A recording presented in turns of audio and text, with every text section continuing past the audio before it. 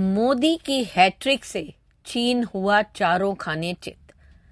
Mission Divyastra, INS Jatayu, सेला सुरंग, कैसे भारत ने एक तीर से किए दो शिकार। आखिर मोदी की रणनीति ने कस ही दी चीन की नकेल। अग्नि 5 MIRV मिसाइल क्यों भारत के लिए है गेम चेंजर। क्या है मिशन दिव्यास्त्र। अग्नि 5 मिसाइल से खौफ में क्यों हैं चीन और पाकिस्तान। हिंद महासागर में चीन की दादागिरी को चुनौती है आईएनएस जटायु।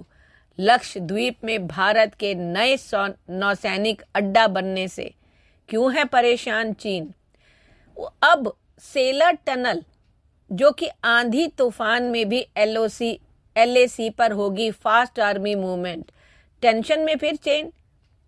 आखिर क्यों है चीन परेशान।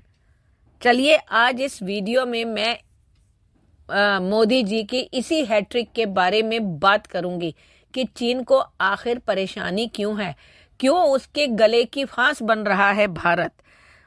तो वीडियो थोड़ा लंबा होगा, अंत तक बने रहिए। सबसे पहले बात करूंगी अग्नि 5। अग्नि 5 की रेंज में पूरा एशिया, चीन और यूरोप के भी हिस्से आ सकते हैं।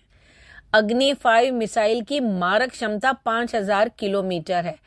अब तक अग्नि मिसाइल की रेंज 3500 किलोमीटर तक ही थी। अग्नि 5 जो है भारत की पहली और एकमात्र इंटरकॉन्टिनेंटल बैलिस्टिक मिसाइल यानी ICBM है, जिसे रक्षा अनुसंधान एवं विकास संगठन ने बनाया है।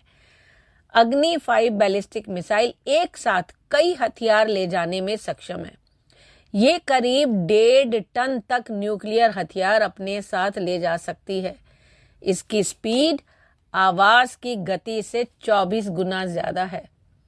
MIRV तकनीक सबसे पहले मैं बता दूं अमेरिका ने 1970 में विकसित की थी। अमेरिका और सोवियत संघ ने सबसे पहले इस तकनीक से लैस मिसाइलें बनाई थी, पर अब भारत भी इस तकनीक से लैस मिसाइल रखने वाला देशों की लिस्ट में आ गया। आपको पता है अग्नि 5 के लिए 7 मार्च को भारत ने नोटेम या नोटिस टू एयर मिशन जारी किया था। दरअसल यह एक प्रक्रिया है जो बंगाल की खाड़ी और भारतीय समुद्र क्षेत्र पर टेस्टिंग करने से पहले जारी करना जरूरी होता है। इसका मकसद पड़ोसियों को परीक्षण के बारे में बताना होता है। और चीनी स्पाई जहाज जियांग यांग होंग 01 जो था चीन के किंगदाओ से 23 फरवरी को रवाना हुआ था। वह रविवार को बंगाल की खाड़ी में पहुंचा है। यह 4000 टन से भी ज्यादा वजनी है। खबर है कि जासूसी जहाज विशाखापट्टनम के तट से महज करीब 480 किलोमीटर की दूरी पर ही था। क्यों होती है इसे खुजली, क्यों होता है इसके पेट में दर्द। दरअसल ये जो बोलता है ना कि चीन की ये रिसर्च वेसल है मेरा ये और वो, सब बकवास, सब उल्लू बनाने के तरीके हैं, लोगों को बेवकूफ। पर वो सोचता है शायद वो समझदार है, बाकी दुनिया बेवकूफ है, जबकि ऐसा नहीं है। असल में वो भारत पर हर तरह की नजर रखना चाहता है। भारत क्या परीक्षण कर रहा है, भारत के क्या सैटेलाइट्स हैं, भारत ये अग्नि, और इसी वजह से उसने अपना मीडिया में ये बात फैला दी कि ये भारत जो है वो झूठ बोल रहा है कि ये 5000 किलोमीटर की रेंज है। ये असल में 13000 किलोमीटर की रेंज है। आखिर वो ऐसे कैसे बोल सकता है। तो इससे पता चलता है कि वो जासूसी करने की कोशिश में, अगर हम 1 मिनट के लिए मान भी लें कि वो सच बोल रहा है। अब आप बताएं ये वो क्यों बोल रहा है, इससे उसका चीन से क्या लेना देना। चीन और पाकिस्तान तो जो है वो 3.5 से 5000 की जद में ही आ जाएंगे। 5 स्टेट तो वैसे ही उसके उड़ जाएंगे, 5 सिटीज जो है खास तो उसके लिए उसको 13000 से क्या फर्क पड़ रहा है। दरअसल बात कुछ और है, इसके पीछे कहानी कुछ और है। क्योंकि चीन जो है वो यूरोप और अमेरिका को ये बताना की कोशिश कर रहा है कि तुम जिससे हाथ मिलाकर चल रहे हो ना, जिसकी बहुत वाहवाही कर रहे हो, तालियां बजा रहे हो, एक दिन यही भारत अपनी इसी अग्नि मिसाइल से जिस दिन खुंदक खा गया, आप ही लोगों को खत्म कर देगा। क्योंकि उसकी रेंज 13000 किलोमीटर है, जो यूरोप और अमेरिका को भी नेस्तनाबूद करने में सक्षम होगी। लेकिन वही बात है ना कि धमकियां देना और ये झूठी, अब ये कह नहीं सकते कि ये बात सच है या झूठ है, क्योंकि आपको क्या लगता है डीआरडीओ सच्चाई बताएगा या भारत सच्चाई बताएगा, या मीडिया को तो एक खबर छोटी सी दी जाती है। लेकिन डीआरडीओ के पूर्व महानिदेशक और वर्तमान में जो विज्ञान एवं प्रौद्योगिकी विज्ञान के सदस्य डॉक्टर वी.के. सारस्वत हैं, वो पहले अग्नि 5 MIRV मिसाइल के निर्माण कार्यों में शामिल रहे हैं। तो उन्होंने इसकी उड़ान को लेकर कहा था कि ये ऐतिहासिक बैलिस्टिक हथियार प्रणाली है, भारत की हमला करने की क्षमता को ये अगले स्तर पर ले जाने में सक्षम है, जिससे इसे उच्च क्षमता और बेहतर प्रभाव का दर्जा मिलता है। डीआरडीओ द्वारा 10 सालों में विकसित की गई इस मिसाइल ने सोमवार को अपनी पहली उड़ान भरी है। इस मिसाइल ने दक्षिण पूर्व एशिया में भारत के लिए गेम चेंजर का काम किया गया है। और जब पूछा गया कि भारत के परमाणु और मिसाइल कार्यक्रम में यह हथियार क्या भूमिका निभाएगा, तो उन्होंने सीधा ही कहा कि फोर्स मल्टीप्लायर होने के कारण इस हथियार का प्रभाव का दायरा बढ़ जाएगा। नई हथियार प्रणाली multiple independently targetable re entry vehicle यानी MIRV तकनीक पर आधारित है, जिसका अर्थ है कि एक ही मिसाइल कई परमाणु हथियार तैनात कर सकती है और एक साथ अलग अलग स्थानों को पर लक्ष्य को मार सकती है। तो उन्होंने ये भी कहा कि यह मिसाइल बहुत बेहतर विनाश कर सकती है। भविष्य में दुश्मन के हमले के खिलाफ लॉन्च की जाने वाली मिसाइलों की संख्या को इसकी मदद से कम किया जा सकता है और इसे फोर्स मल्टीप्लायर कहा जाता है। इस मिसाइल प्रौद्योगिकी नियंत्रण, मार्गदर्शन, परिशुद्धता की दृष्टि से एक प्रमुख जो है तकनीक है।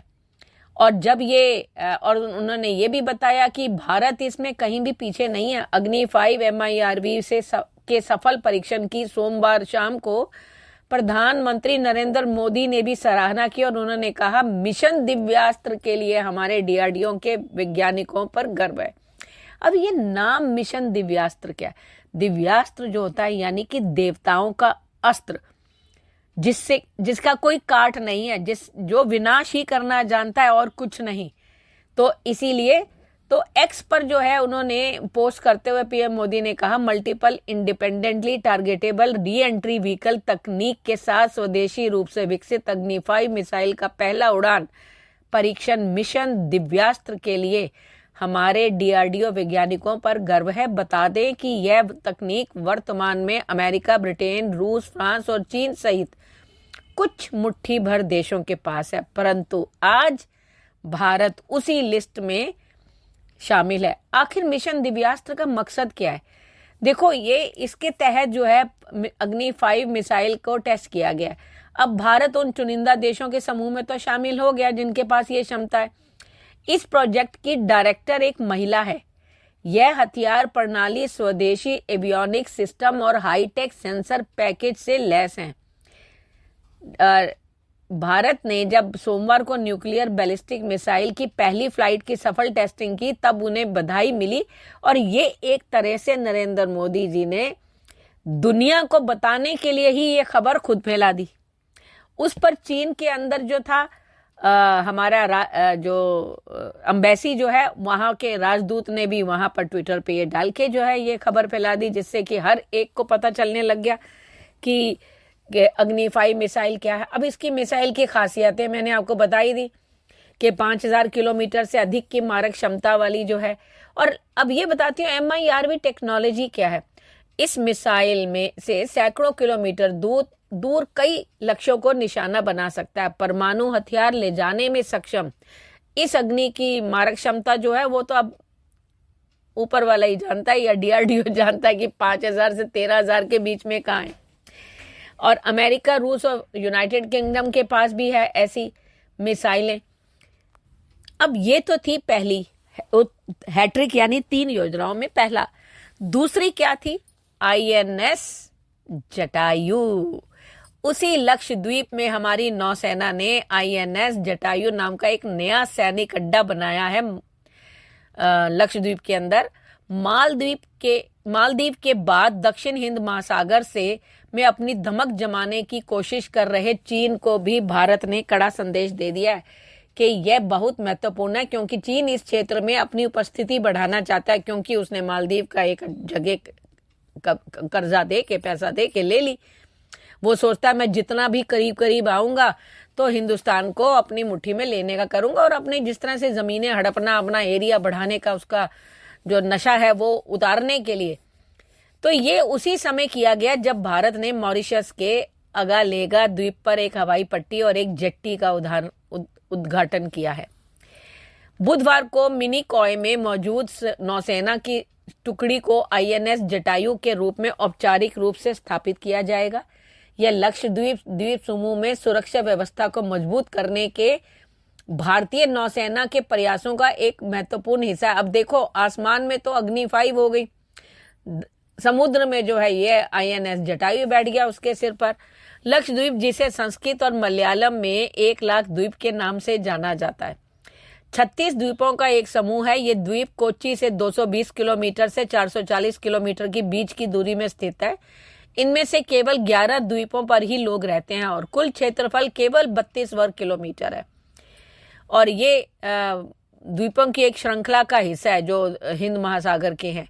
मालदीव और भूमध्य रेखा के दक्षिण में चागोस द्वीप समूह भी जो है शामिल है, इसलिए इसका अपना ही एक वो है। और मिनिकॉय द्वीप महत्वपूर्ण समुद्री रास्तों पर स्थित है। उन्हें विश्व के प्रमुख समुद्री राजमार्ग माना जाता है और उनमें 8 डिग्री चैनल मिनिकॉय और मालदीव के बीच और 9 डिग्री चैनल मिनिकॉय और लक्षद्वीप द्वीप समूह के बीच में है, ये शामिल है। इस वजह से लक्षद्वीप समूह जो है समुद्री प्रदूषण के लिए भी संवेदनशील है। अब तीसरा क्या था? तीसरा था सेला टनल। आंधी तूफान में भी LAC पर होगी फास्ट आर्मी मूवमेंट। टेंशन में क्यों हो गया चीन? ये एक अदृश्य सड़कें भी बन गई जहां से LAC से वो देख भी नहीं सकता। आखिर सेला सुरंग की खास बातें क्या हैं? सबसे पहली बात, ये 13,000 फीट की ऊंचाई पर स्थित सेला सुरंग अरुणाचल प्रदेश के तवांग को हर मौसम में कनेक्टिविटी प्रदान करेगी। अब बारिश आए, बर्फ पड़े, कुछ भी हो, और उन्हें दिखेगा भी नहीं, क्योंकि टनल से अंदर वो सोचेंगे आर्मी को पहुंचने में टाइम लगता था LAC पे। अब इस टनल के जरिए आर्मी कब पहुंची उनको दिखेगा भी नहीं।